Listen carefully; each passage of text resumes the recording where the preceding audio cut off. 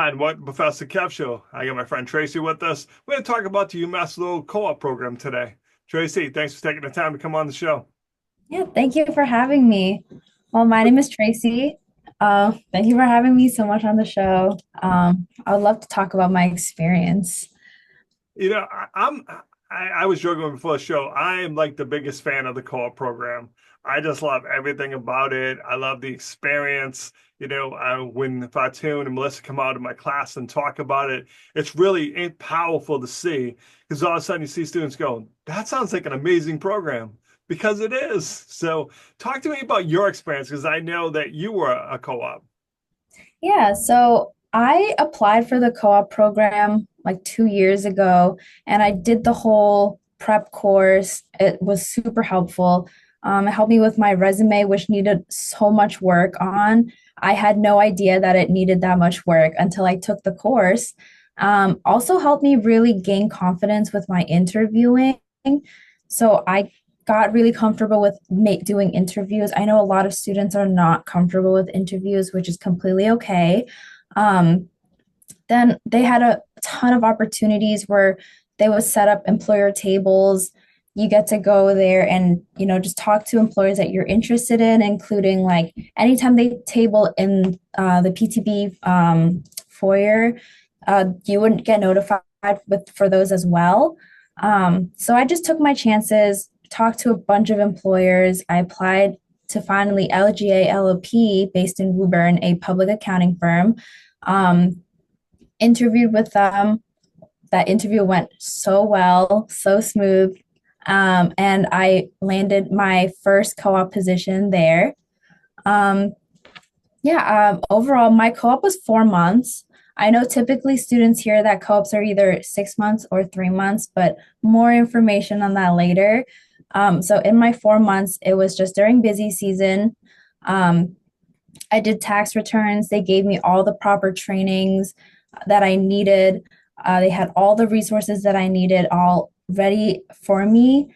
Um, and yeah, I just did all those whole 4 months. I loved it there. It was the most wonderful experience. I got to apply what I learned in my classes to the real workforce, which was really great. It really reinforced my learning in the classroom to the real world experience.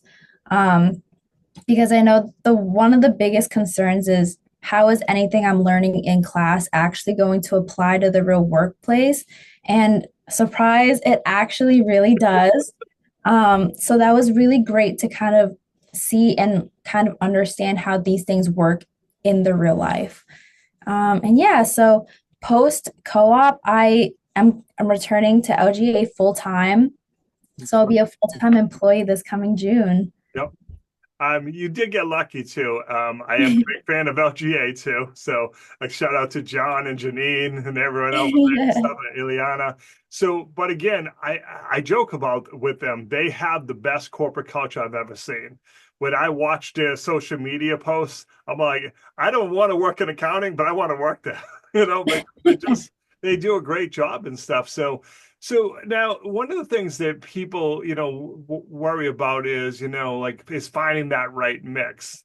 But I always say it's a good experience no matter what, because you mentioned public accounting, and it's a great option, but some people, don't want to work in the tax side. They want to work in private. So going out on a co-op will show you what is a good fit for you and maybe what's not a good fit. Still a good experience, right? Yeah, I know a lot of people that did a co-op for accounting, like not specifically with OGA. They came back and was like, wow, like I really didn't like doing taxes. Like, and then they went and tried audit and they were like, oh my gosh, like I love audit so much more, or vice versa. Um, so yeah, like it definitely gives you a feel on like, oh, this side fits me more, this side doesn't fit me. I like working in the office like this. I don't really like working in the office because of this, Yep. things like that. And honestly, like you kind of get to navigate, different benefits that different places might offer. So then that might also play into like what you like and dislikes. But overall, like anything can kind of like any factor can affect like what you decide at the end of the day. So like if you decided like off the bat after taking tax course that you hate tax, Hmm. but then you try the tax co-op and you're like, okay, well, this isn't really that bad. Like that's obviously so big for you yourself because now you know and understand yourself a little bit better. No, I think that's great advice, like you said, to see which side of the house you belong on and stuff, and giving it a try. Because, like you said, maybe, once you get there, like, oh, I love how challenging tax is. I love looking for those deductions, making sure my client's doing well and stuff. So, Tracy, what advice do you have for someone who's considering the co-op program? What are some of the things that maybe you didn't think of right away that ended up being important to know? That's a great question. Um, I, I I 100, I do have one, so I'll give you a second to think. One of the things that's important is to understand that you cannot be taking full-time classes. A lot of students, want to take, and if they believe that, you can take one or two, but we want you to focus on the co-op, where, we don't want you going out going, okay, I got a few minutes. I'm gonna, do my homework, during the co-op and stuff. So, but it's funny. Me and Melissa and Fatun love to joke about this. Sometimes students are like, well, but if I do that, it might push back my graduation one term. Now, again, you can maybe take an extra class here and there, and it doesn't. But as someone, I'm 60, as someone who's 60, you're going to work another 40 something years of your life. 6 months isn't going to be a difference in the world. And I think you're better off getting the experience so that when you go an interview, and like in your case, a lot of times that happens, they see how amazing you are and they're like, hey Tracy, the internship went really well. What do you think about like coming here permanently? You see that all the time, students like, I went on this co-op and I liked it so much, they liked me so much, I work there now. That is a common ending. And the nice thing is if you find out it's not a match, you didn't work there full time and then like, oh, I got to transition out because this wasn't a match. It's a great way for both sides to feel if it's a match and then move from there and stuff. So yeah, I feel like one of the biggest things that students definitely should consider if they're thinking about the co-op program is that there are like different cycles. So there's a 6 month cycle and a 3 month cycle. And obviously those are worth different credits. 3 months is only worth like 2 credits, and then the 6 month is actually worth 3 credits. So if credits is what they're worried about, that is also something that you can kind of think about is how much each cycle is worth. Um, Another thing is if they're really thinking about taking like full-time courses and saying like, oh, I'll just pick up a part-time co-op. Um, Part-time is not qualified as a co-op, so it has to be full-time and paid for it to count as a co-op. So if you're doing like a part-time unpaid or part-time paid, unfortunately, it doesn't count. Um, so that is also something you have to consider. Um, and then I guess another thing that was really important for me is I would say definitely what you said earlier with, um, you know, taking a couple classes like here and there to like catch up. Summer courses is 100% an option. I know they only run 8 weeks, so you can obviously take like session one and session two of classes and be completely caught up. That is something that I did. I just took summer courses like every summer up until now just to catch up and graduate on time. uh, And so I'm still graduating this May, and it's 100% possible. And as for those, if you decide to take those 1 or 2 courses during your co-op, I highly recommend taking like an easy elective. So, for example, like those history electives or the social science or the arts and humanities, those are definitely takeable online as like they're not really like that intensive. no. um, so that is something that those students can consider. But otherwise, yeah, I definitely agree with Fortune and Melissa. Nothing over 2 courses if you're going on a co-op. So one other thing, a couple of things actually. You can actually do more than one co-op, right? Can I do it more than once? Yes. So once you take the professional development seminar, you're free to do as many co-ops as you can. So actually, after you come back from your first co-op and you're taking the assessment course, they will ask you if you're deciding to go on a second co-op, just so they're like aware and you're on their radar so they don't pull like any resources from you if you are continuing to look for a second co-op. Credit wise, I'm not sure how that will count. That might be a Melissa question. No, no problem.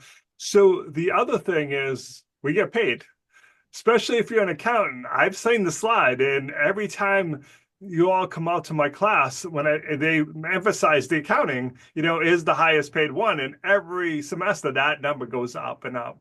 So these are paid internship. This isn't, not getting paid, right? Yeah, they 100% has to be paid. So honestly, it's kind of like a little incentive to do a co-op program because you are getting paid to learn how your major works. Yep. So again, if it's unpaid, then unfortunately it cannot count as a co-op.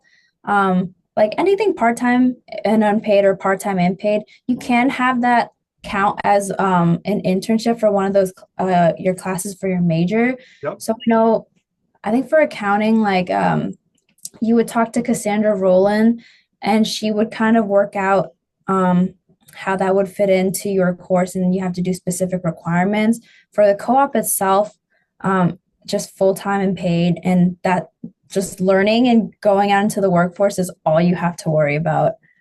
Now, like I said, so one of the things you mentioned is the class you take too, which I'm a big fan of because exactly why. You mentioned it, sometimes we, make our resume because, we looked it up and it seems like the right thing. So it eliminates all of that, hey, make these changes to your resume because you're going to stand out as a better candidate, teaching you interview skills because most students, it's not natural. You don't just learn to interview just by being out and about in the world and stuff. So all the skills you're learning in that class are going to be an amazing, giving you an advantage to get that internship. What was your experience with the class? Oh, that class was so helpful. I personally really sucked at interviewing. Like I was stuttering over my words. I didn't really know how to format or answer a specific question.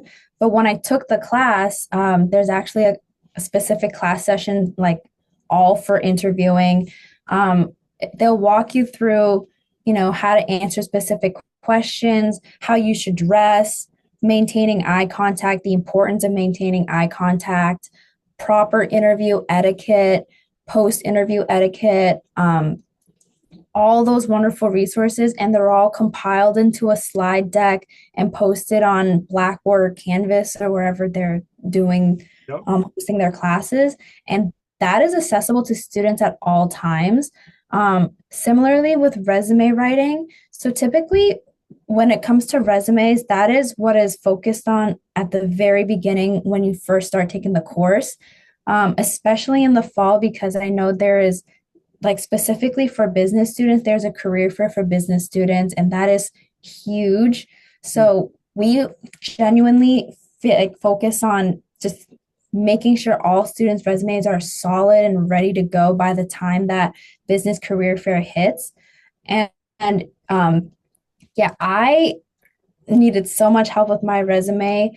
I thought that blank space was okay until I figured that too much blank space is not okay. So then your advisor and the co-op assistant, like they would sit down with you and they would work through your resume, like figure out, okay, how can I make this section better? Maybe this is something you should include. This section you shouldn't really include, not really needed, all that red marking on your resume. But at the end of the day, my resume and my interviewing skills, they were so much better than when I first came into the course. That's nice. I always say to my students, because students will often ask me, Kev, can you look at my resume? I'm not qualified. Please, students, if you're listening, go to the Career Center with your resume, have professional people help you. Because sometimes we mean well, like, well, my friend Tracy works in HR, and that's great, but maybe things have changed over time. Go it's part of your tuition, I joke. That's what the resource is there for, to have it seen. Because everything you just said, Tracy, you were like, hey, my resume looks great. And it probably looked better than you're saying it did, but you want it to be the best it possibly can because it's so competitive to get a job. It can't be okay. It has to be the best it can possibly be. And that's where those resources will help you. And I've had so many students tell me that, after I went there and I looked at my resume after, I was like, wow, I sound impressive now. People will want to hire me and stuff. So, all right, Tracy, I think we've covered everything. I really appreciate you taking a few minutes. Come on, share your experience. And I appreciate you always being my friend. Have a great day, Tracy. Thank you.